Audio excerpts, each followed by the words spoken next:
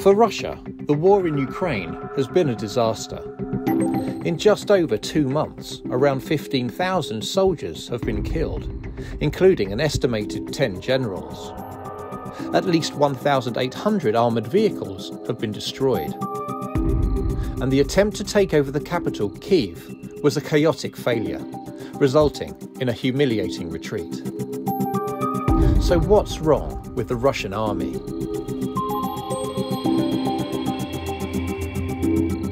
There's a debate swirling among Western military officers, experts, officials as to why the Russian army has done so badly in Ukraine. And part of the answer is they were set up to fail. They were told to invade Ukraine and they were told that the country would collapse quickly. So they didn't plan properly and they initially attempted a botched effort at regime change with a very lightly armed force. But then what we saw when the Russian army did invade in large numbers was a campaign that was not only planned very badly, but also executed very badly. We saw tactical errors, we saw low morale, we saw a Russian air force that was nearly absent from the campaign. In modern armies, the principle of jointness is really valued, and that means Army, Air Force, Navy and other branches like cyber forces, electronic warfare and Marines all working hand in glove. Russia's army has shown that it isn't any good at that.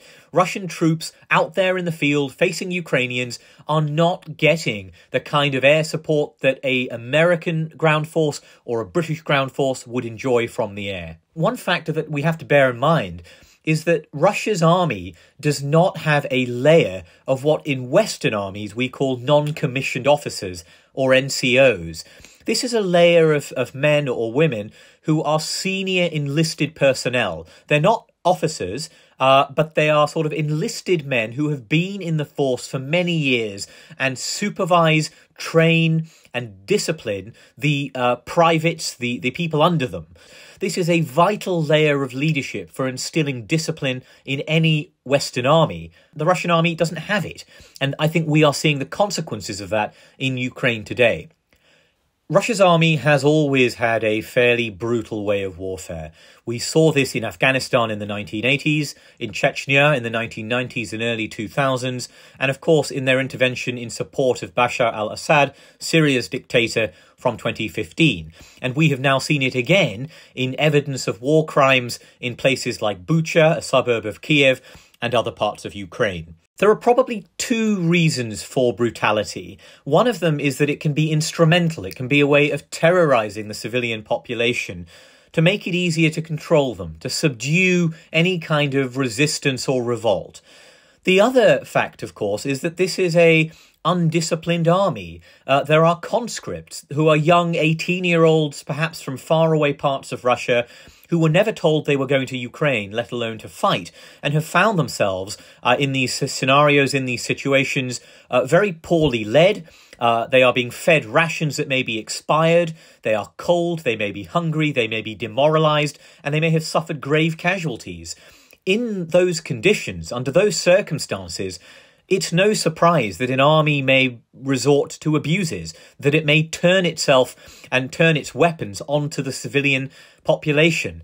A poorly led army, an undisciplined army, is not just a poor fighting force, it's also a hazard to the civilians amongst whom it fights. The battle for the Donbas region that is now unfolding is absolutely critical for both sides.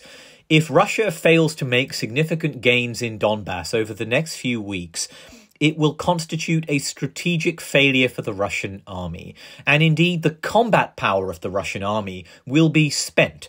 It will have suffered too many casualties, too much attrition to mount another attack on Kiev or other cities. And I think Vladimir Putin will then be facing a difficult and unpalatable and indeed a dangerous choice between backing down and giving up on Ukraine or conducting a national mobilization of manpower and equipment and resources and escalating in the country. So that is what makes this next few weeks so vital for Ukraine, for Russia, and for the West. Thank you for watching. For all our coverage on the war in Ukraine, please click on the link and don't forget to subscribe.